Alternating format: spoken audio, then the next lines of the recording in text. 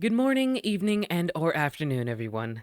Hello, my name is Remy, and in today's video, I'll be ranking and discussing every Infinity Blade boss by the terms of their difficulty, with Rage-Inducing being the most difficult, and with Titan level being the easiest to deal with.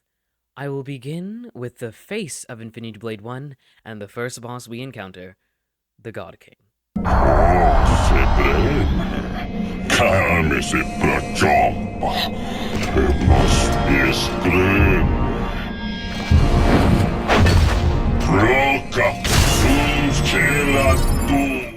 Throughout the entirety of Infinity Blade 1, you can tell that the God King is a strong opponent. He's faster, stronger, and starts at a base level of 50. Not only that, but his stepbacks or special combos are very difficult to avoid without using magic and the super. For each of them, you can parry the first attack to avoid it, but Infinity Blade 1 has a special kink to it, where parries are very difficult to achieve, and unless you have the knowledge of a perfect parry, it will be pretty difficult to do so. Out of all the different iterations of Rageviar along the 3-game trilogy, Infinity Blade 1 God King does stand out as one of the more challenging, and probably the most difficult in my opinion, of the 3 God Kings. With the hindrances of Infinity Blade 1 with its parrying and only being able to use a light weapon, along with his speed, the conditions you are put in makes him much more difficult.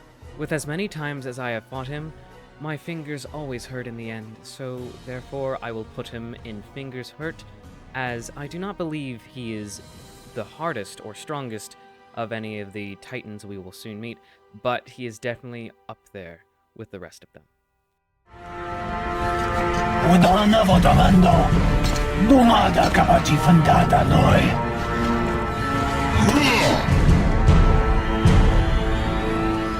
Next up we have Cuero. He is the second boss of the 6 in Infinity Blade 1, and being a dual wielder, he probably is the easiest out of any boss in this list. Dual wielders in Infinity Blade 1 and 2 are probably the easiest enemy you can come across. Their vertical and horizontal attacks are easily avoided, and you can dodge most of them, honestly. I'd say he's probably Titan level because most of the time, you can probably beat him in one break and a super.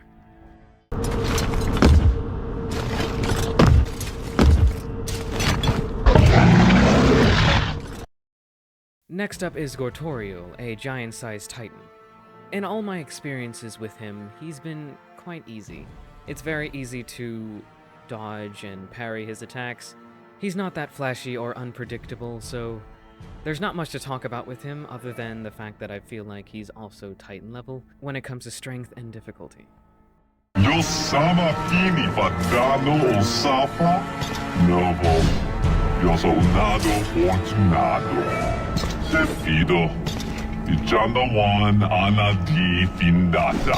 The third, final, and strongest of the 3 Deathless Kings in the Catacombs is Elusium.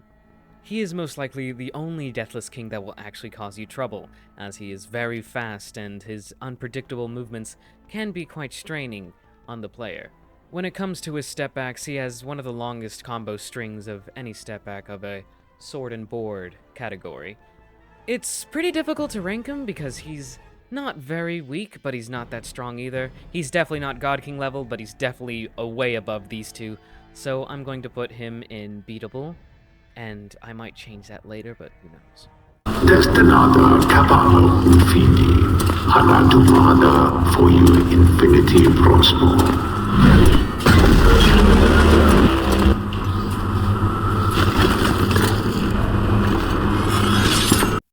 Next up is the Zero Mech, one of the fastest and strongest units of Infinity Blade 1. He has very long combo strings, and he's just as fast as Elusium, I believe. When it comes to ranking, I will put him in the same place as Elusium because I have the same trouble I have with him as I do Elusium, which is not that much. But this could be coming from a biased standpoint, as I have been playing Infinity Blade 2 for 13 years now, so veteran bias is inevitable.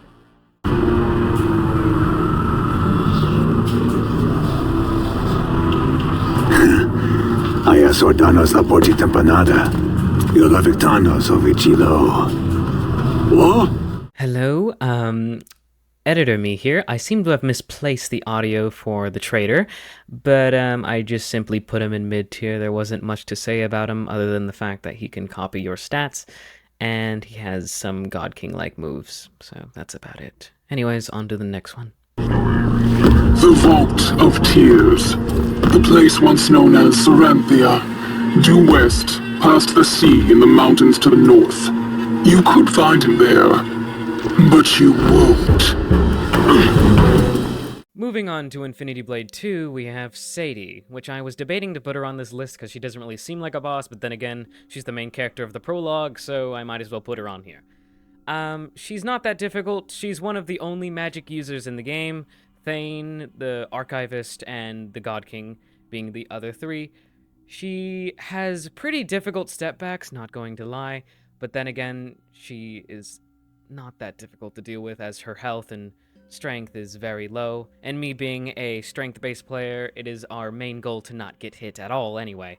So I will put her in mid-diff, as she's not that difficult to deal with. Again, her strength and speed is pretty lackluster, so this is the only place I can really put her. You should not be here. What is this place? Being the first Blood Sentinel of Infinity Blade 2 does put him at a disadvantage. The Archivist is not that strong in terms of strength, and as I said before, dual wielders in Infinity Blade 1 and 2 are probably the easiest to defend against.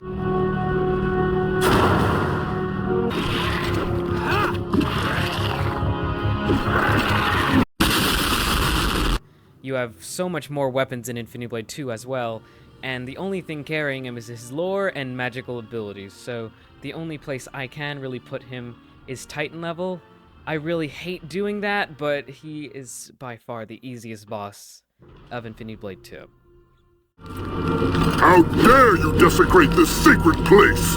Impudent whelp! I will cut the flesh from your bones! I will...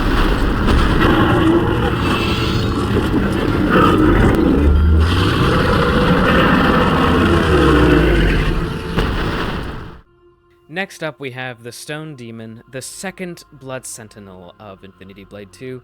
He is a giant-sized titan, just as Gortorial once was, but the only thing that sets him apart from Titan level is his stepbacks.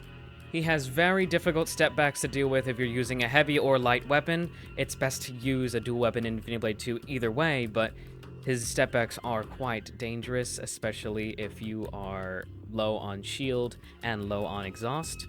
So I will put him in a mid-diff level. I really like his design, and again, his stepbacks are quite deadly. So he is above the other three placed down there, but he's definitely not higher than that. I have a higher purpose, to uphold the Great Pact, and defend this tower from any who would violate it, lest they bring damnation and death upon us all. So, you'll make me kill you too. You make that sound as if it'll be an easy task. The last Blood Sentinel of Infinity Blade 2 is MX Goliath, a monstrosity-sized titan. Monstrosity-sized titans are very difficult to counter, as you can only block and dodge most of their attacks, only being able to parry them when they bite down on you. This makes him very difficult to counter, especially at higher levels, and honestly, I will put him in beatable tier, as I feel like he's above the other ones below him. And again, he's a monstrosity, which they are very difficult to counter. For I am Thane, First Blood of the Deathless, High Lord of House Ix, and Shield of the Great Pact. I will destroy your body, hunt down your bloodline, and imprison your soul for all time! Next up is Thane, the Lord of House Ix, and the Shield of the Great Pact, and holder of one of the best OSTs of all Infinity Blade. I think I for real just got a virus.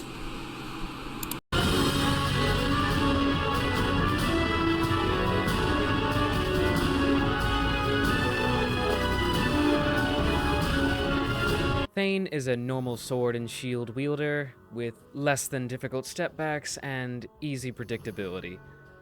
And all in all, he's not that difficult for me, so I will put him in mid-diff. As compared to the other characters on this list, he's not that flashy. I have killed you hundreds of times, but now, finally, you will truly taste death, Alpha! We shall see. And finally, we have Radriar, the God King. Infinity Blade 2 is a very easy game compared to the other two, and Radriar's fight here is very lackluster compared to the other God King boss battles. And it's sad to say, but I'm going to have to put him in mid-diff. This game is just way too easy to beat, especially the end boss, who is Radriar himself. And it hurts to put him there, but that's the only place I can really think of.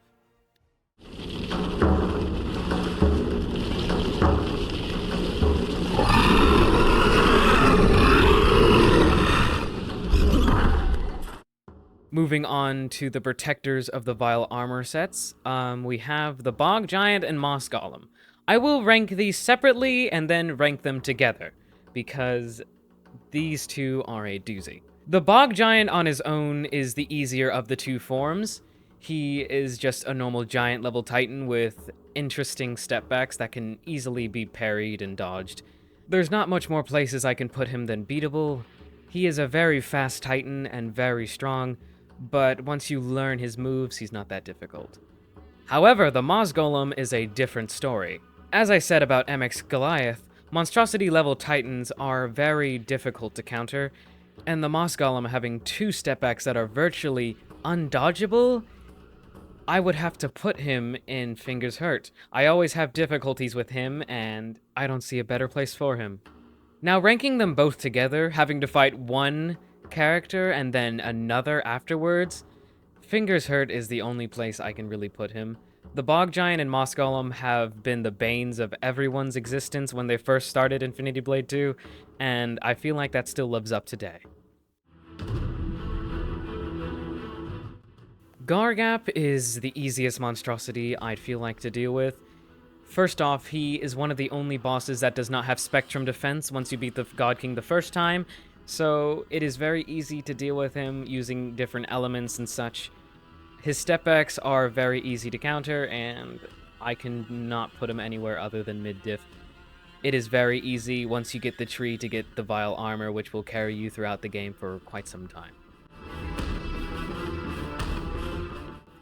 The Dark Fiend is the last of the Vile Armor protectors, and he holds the Vile Shield. He is a very fast spear user with Spectrum defense, and honestly, I cannot put him anywhere other than beatable. He is not on the level of God King or Moss Golem, however, he has been known to stop runs, and it's very easy to lose to him by one mistake. And here we have the Headsman. I honestly didn't know if I was going to put him on this list, but he's very unique, and his design is only seen once in the game, so I'm going to put him here anyway. The Headsman is a giant-sized titan, and honestly, there's no other place I could put him here. I feel like he is just a normal titan, but I decided to put him on here anyway, so there's not much to say about him, really. Starting off with the first Sky Cage boss is Tauren, or the Iron Hunter, whatever you like to call him by. He's the easiest of the three. He has God King-type stepbacks, and he's very fast. But you don't have to kill him all the way, you just have to get him down to a quarter of his health, and I feel like that does take away the difficulty factor, so I'm going to put him up here. He is not easy by any means if you are just fighting him on his own, especially in higher levels, but he's not that hard. He's not that hard at all. And the Petrified Knock is next.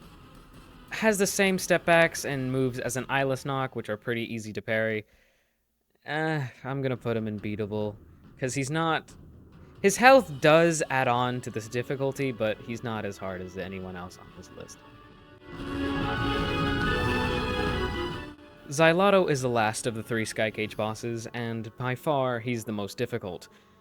He is a dual wielder, and most of them are easy, besides the Wooden Jester. Xyloto is very fast, and he has his own stepbacks, which makes him even harder to deal with. Not only that, but you have to use a heavy weapon to deal with him, which heavy weapons are prone to be very slow. Unless you know how to do the circle and menu glitch, to where you can use your own weapons, using the Widow Shriek against him is a very bad idea, and if on higher levels, he can really destroy you. So, even though this is my own bias, as he is my favorite of the three, I'm going to put him in... No, I'm not going to put him in Fingers Hurt.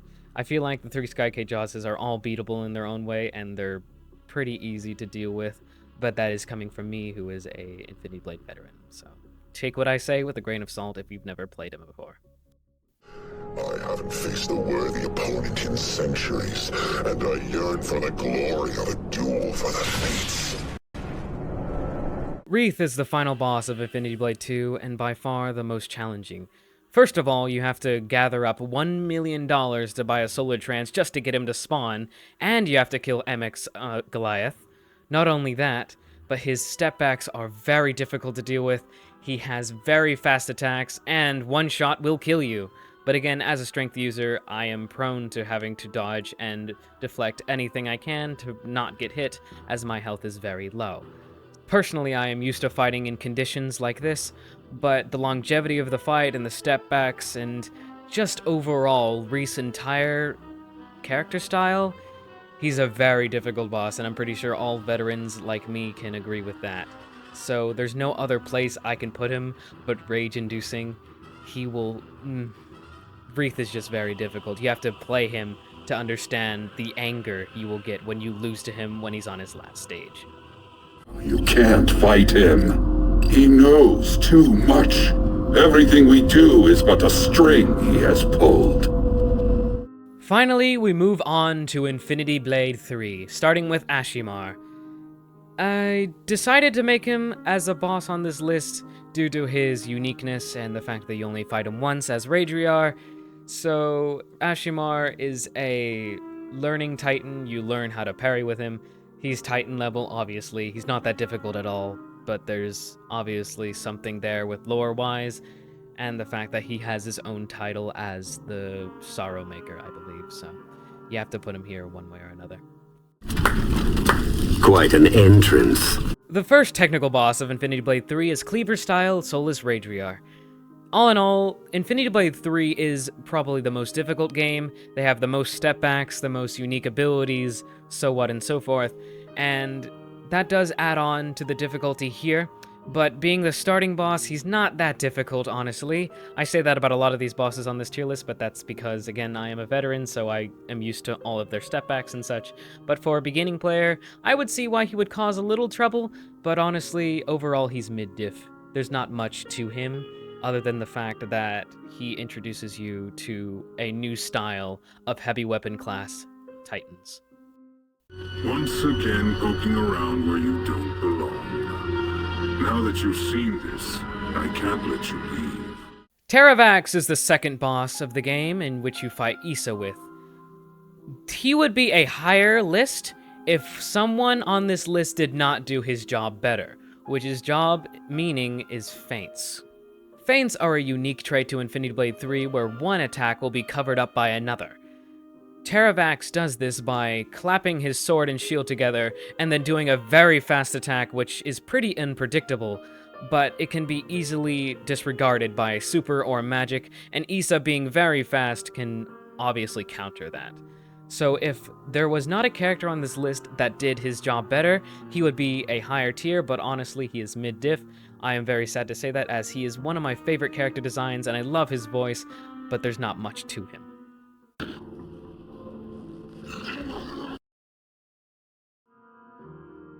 Thane has once again found his way on this tier list as an amalgam giant.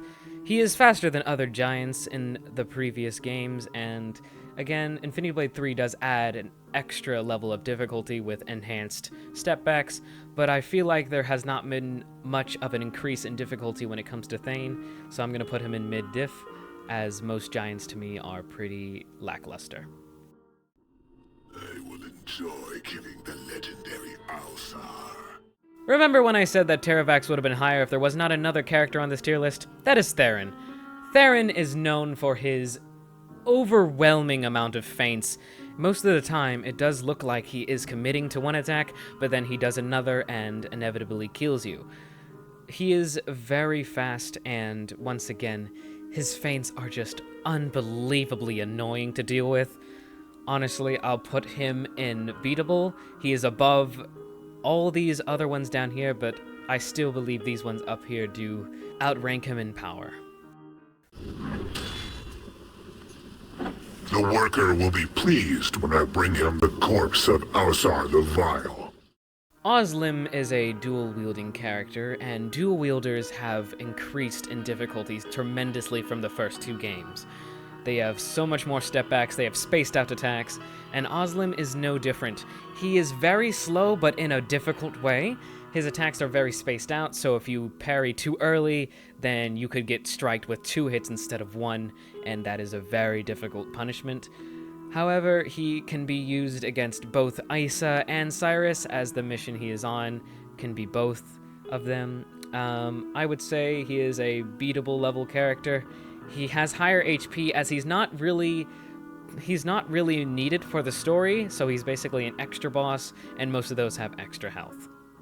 Just the mention of it once struck fear into the hearts of your friends and enemies alike. Melik has my favorite design of any Infinity Blade character, and his voice is beautiful. However, he's not that difficult of an opponent. The only issue he has is that just surprise kick he does, that surprise knee kick he does. Other than that, he's just a basic dual-wielder opponent that has extra health and spectral immunity, so I will put him in mid-diff, because honestly, there's not much to his character, other than the fact that he poops on Cyrus a bunch of times.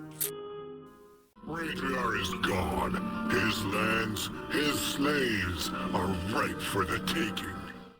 Minok is a difficult person to place, as overall, he's not that difficult in terms of stats and HP. You can kill him very quickly and he doesn't do that much damage, but where he does shine is the amount of parry battles and step-back attacks he does. He is very unpredictable, and honestly, if he was just a bit stronger and had more health, I feel like he would be put in Fingers Hurt, but for right now, I'm gonna put him in Beatable, because he is very unpredictable, and honestly, those parry battles he does can go on for minutes at a time. But you will not live to see him rise! Zausara is a very interesting boss. He's more related to plot than he is to actually fighting. He is similar to the God King in terms of attacks and speed, but other than that, he's not that difficult of a boss, so I'm going to put him in mid-diff. It's very easy to just kill him with a break and a super, so if you have high levels of damage and a dark fire, which you will have eventually. You are nothing but a pale shadow of me, an insult to my great legacy.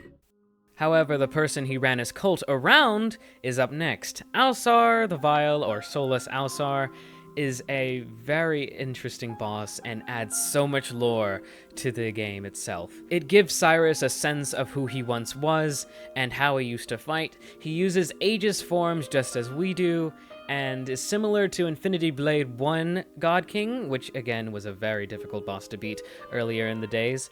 So honestly, I'm going to put Soulless Ausar in Fingers Hurt because he has a lot of health, and he has a lot of, HP.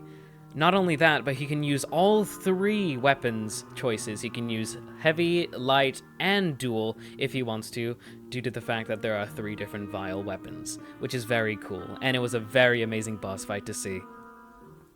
You learn something from each death, as you'll come to see. Next up is the Mistress of the End, Lilindre. You actually fight her twice, but I'm only going to count the Issa boss, as the Cyrus boss is pretty easy to deal with. This boss is quite difficult in earlier times, due to the fact that dual-wielder females who use the kunai-type weapons, she's very fast, and the step-backs are extremely difficult to do. She uses many kicks, so there's not many times you can parry her attacks, and sometimes, as soon as you get hit, you could be dead. So I will put her in... I'm gonna put her in high beatable. This is due to her speed and her step-backs alone. When you're finished, join me on the Ark. Yes, my lord. The second time we run into Soulless Rhaegar is when we are about to enter the Ark. You fight him with Issa, and he can come with either dual light weapons or heavy weapons, such as Soulless Alsar, but I feel like he's just an easier version of Soulless Alsar. There's not much difference to him between the two, so I'm going to put him right down here. He can be difficult, and as soon as you die, you will be sent back to the hideout, and that's really not very fun. So I'm going to put him there. He's not very much fingers hurt, but he can be annoying at times. Enough! You never did know when to quit. We end this now. The final boss of Infinity Blade 3 and the final boss itself is the Worker. All in all, he's a pretty decent boss battle. He does all 3 weapon types in the same battle. He does heavy, then light, then dual. Very interesting to see. I love this boss, honestly. It's a very nostalgic boss fight in my own eyes. I'm going to have to put him in... I honestly really don't know. He's one of the bosses that are both easy and hard at the same time, if you know what you're doing. But I'm going to put him in fingers hurt, honestly. I have quite the difficulties fighting him sometimes when I'm not using my Darkfire, either if it's in the Forge or I'm doing a 5-to-1. Yeah, he's just very difficult, honestly, when it comes to those 2 aspects of him. Death is but an inconvenience to a god. On to the extra bosses of Infinity Blade 3, we have Varun first, the Watcher of Heaven. He is a dual-wield titan and very fast, as much of the other bosses are.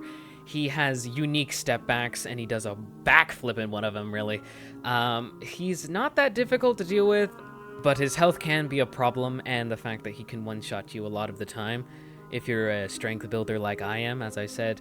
A very fun boss to do. I love his design, but overall, I'm going to put him in beatable. Most of the extra bosses are unbeatable anyway, as they have higher HP and such.